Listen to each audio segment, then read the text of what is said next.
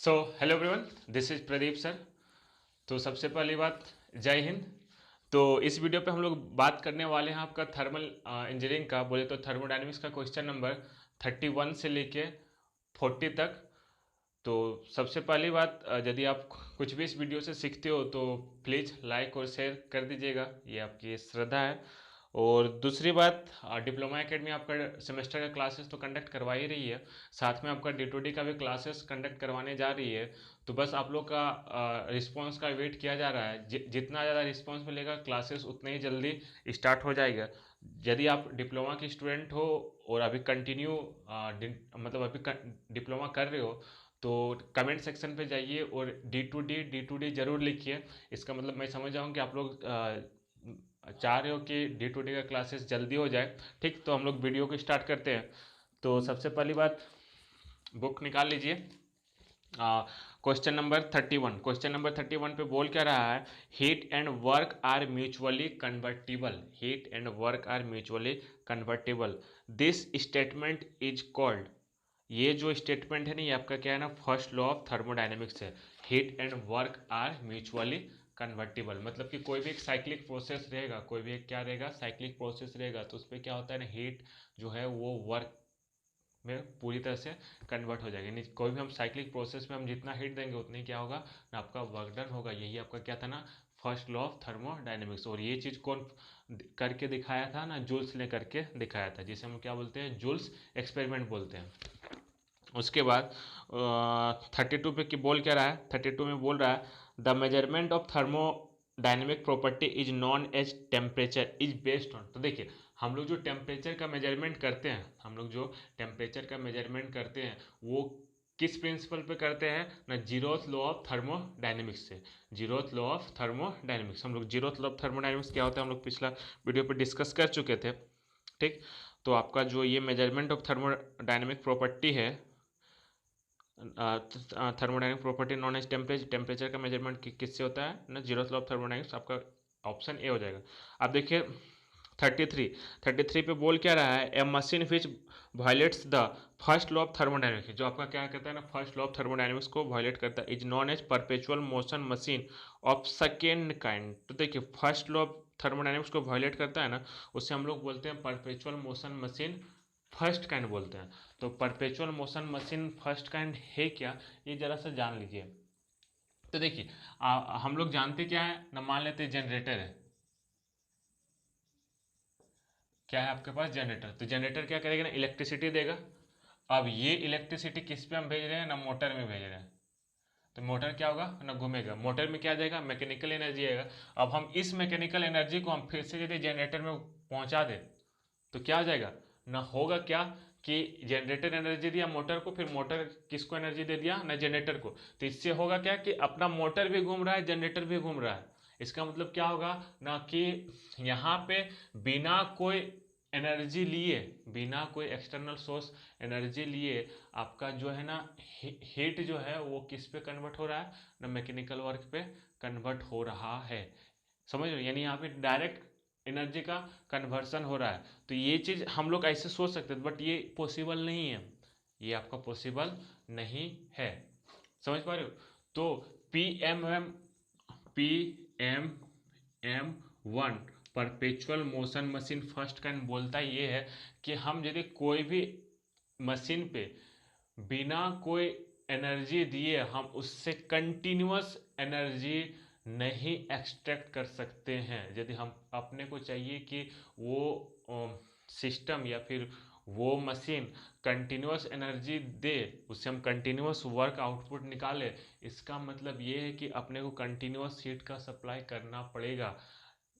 यदि वो कुछ भी वर्क कर देता है, इसका मतलब ये समझना कि उसके पास इंटरनल एनर्जी है जिसके कारण वो वर्क कर रहा है। जिस दिन उसका इंटरनल एनर्जी कम हो जाएगा वो वर्क करना बंद कर देगा। तो यही आपका क्या है ना, फर्स्ट लॉ ऑफ PMM1 है। तो आपका 33 का जो है वो इनकरेक्ट है। ठीक, अब देखिए 34, perpetual motion machine of the first kind is impossible, ये क्या है ना, इम्पॉसिबल है। PMM आपका क्या है ना, इम्पॉसिबल है according to first law of thermodynamics. उसके बाद 35 में देखिए, according to Kelvin Planck's statement, Kelvin Planck statement a perpetual motion of Kelvin, देखिए केल्विन प्लैंक स्टेटमेंट किससे है ना, सेकेंड लॉ ऑफ थर्मोडायनेमिक्स से रिलेटेड है। और केल्विन प्लैंक स्टेटमेंट क्या था कि हम कोई भी इंजन का, कोई भी हीट इंजन का जो इफिशियंसी है ना वो 100% नहीं हो सकता है, ठीक। तो according to Kelvin Planck statement a perpetual motion machine of second kind, यहाँ पे क्या होगा ना, सेकेंड काइंड। फर्स्ट लॉ से आपका PMM1 का कॉन्सेप्ट आता है, सेकेंड लॉ से क्या आता है ना, PMM2 का कॉन्सेप्ट आता है, ठीक। ये PMM2 क्या बोलता है ना, कोई भी मशीन का 100% इफिशियंसी नहीं हो सकता, कोई भी मशीन का 100% इफिशियंसी नहीं हो सकता। यही है आपका PMM2, यानी मशीन पे आपका फ्रिक्शन का कॉन्सेप्ट आ ही जाएगा, लॉस होगा ही होगा, इसलिए आपका 100% इफिशियंसी नहीं हो सकता। उसके बाद 36 पे बोल क्या रहा है, 36 पे बोल रहा है which of the following statement is correct according to Clausius statement of second law of thermodynamics. देखिए क्लॉसियस ने बोला क्या था, कि हम यदि कोई भी सिस्टम में, कोई भी सिस्टम पे हम चाहते क्या है कि लोअर टेम्परेचर से हायर टेम्परेचर पे एनर्जी का इंटरेक्शन करवाएं। लोअर टेम्परेचर से कहाँ हम एनर्जी भेजना चाहते हैं, हायर टेम्परेचर पे।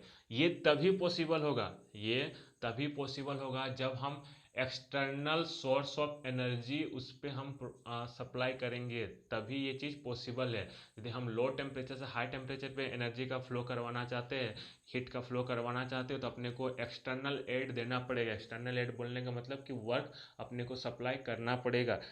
जैसे रेफ्रिजरेटर में हम करते क्या है कि हम आइस को ठंडा करते हैं, तो ये आइस ठंडा कैसे होता है ना, आपका हम एक्सटर्नल जो इलेक्ट्रिसिटी देते हैं, वो इलेक्ट्रिसिटी क्या है ना, आपका एक्सटर्नल एड है, ठीक। तो आप इस चीज़ को देखते हैं, इसका ऑप्शन को पढ़ते हैं। A, it is possible to transfer heat from body at lower temperature to a body at higher temperature, नहीं ये पॉसिबल नहीं है। B, it is impossible to transfer heat from a body at lower temperature to a body at higher temperature without the aid of an external source। हाँ ये आपका क्या है ना, करेक्ट है। सी में देखिए, it is possible to transfer heat from a body at lower temperature to a body at higher temperature by using refrigeration cycle, ये इसका स्टेटमेंट नहीं था, ठीक। तो आपका क्या होगा, 36 का बी हो जाएगा। 37 में देखिए, according to Kelvin Planck statement of second law of thermodynamics, ये अभी हम लोग जस्ट डिस्कस किए हैं कि वो क्या है ना, कि आपका कोई भी मशीन का 100% एफिशिएंसी नहीं हो सकता। फिर भी देखते हैं यहाँ पे बोल क्या रहा है, ये बोल रहा है कि it is impossible to construct an engine working on cyclic process whose sole purpose is to convert heat into work। ये पहला ही सही है कि वो पूरी तरह से वो जितना हीट लिया उसको वर्क में कन्वर्ट कर दिया, ये हो ही नहीं सकता, क्योंकि उस पर आपका फ्रिक्शन लॉस आ जाएगा। यदि वो पूरी तरह से हीट को वर्क में कन्वर्ट कर दिया, इसका मतलब क्या हो जाएगा, ये 100% इफिशियंसी हो जाएगा, और हम जानते हैं ये हो नहीं सकता, तो ये इम्पॉसिबल है। तो 37 का क्या हो जाएगा ना, ए हो जाएगा। 38 पे देखिए, विच of the following is correct statement of second law of thermodynamics. तो देखिए सेकेंड लॉ ऑफ थर्मोडाइनमिक्स में आपका क्या करेक्ट स्टेटमेंट है, तो मैं इस चीज़ को बोलूँगा ना, आप लोग खुद से इसे आंसर करो, इस चीज़ इसका जो आंसर है ना खुद से करो, क्योंकि हम आपको केल्विन प्लैंक स्टेटमेंट भी बता चुके हैं और क्लॉसियस स्टेटमेंट भी बता चुके हैं, तो ये आप खुद से आंसर करो। आपका 37 और 36 का जो आंसर है उसी का मिला जुला आपको यहाँ पे मिल जाएगा। अब देखिए 39 पे बोल क्या रहा है, 39 पे बोल रहा है आपका heat flows from a cold body to a hot body with aid of an external source, this statement is given. अभी हम लोग जस्ट डिस्कस किए हैं, तो आप लोग बताओगे, कमेंट सेक्शन पे जाओ और आंसर करोगे। अब देखिए 40 पे बोल क्या रहा है, second law of thermodynamics define. तो सेकेंड लॉ ऑफ थर्मोडायनेमिक्स किसको डिफाइन करता है ना, एंट्रोपी को डिफाइन करता है। सेकेंड लॉ ऑफ थर्मोडायनेमिक्स किसे डिफाइन करता है ना, एंट्रोपी को डिफाइन करता है। अब यहाँ पे मन में ख्याल आएगा, एंट्रोपी क्या होता है, NTROPY, इंट्रोपी क्या होता है? तो इंट्रोपी देखिए बोलता ये है ना, ये आपका रेंडमनेस ऑफ बॉडी को बताता है, और हम लोग जनरली डिस्कस करते हैं चेंज इन इंट्रोपी। तो डी एस इक्वल टू होता है आपका, ये डी एस इक्वल टू आपका होता है Q by T. D S equal to क्या होता है आपका, क्यू बाई टी। तो ये जो second law of thermodynamics define करता है वो किसको करता है ना, इंट्रोपी को करता है। तो अब आपका काम है, यदि आप कुछ भी इस वीडियो से आप में वैल्यू एडिशन हुआ है तो प्लीज़ लाइक शेयर तो बनता है, क्योंकि लाइक शेयर से ना अपने को मोटिवेशन मिलता है जी, समझ लो, ज़रा सा आता है कि हाँ चलो, कि जो चीज़ें कर रहे हैं ना उससे मतलब कि आपके लाइफ में कुछ वैल्यू ऐड हो रहा है वो बताता है, ठीक ना। तो लाइक क्या कीजिए, ठीक, मिलते हैं फिर हम लोग नेक्स्ट वीडियो पे।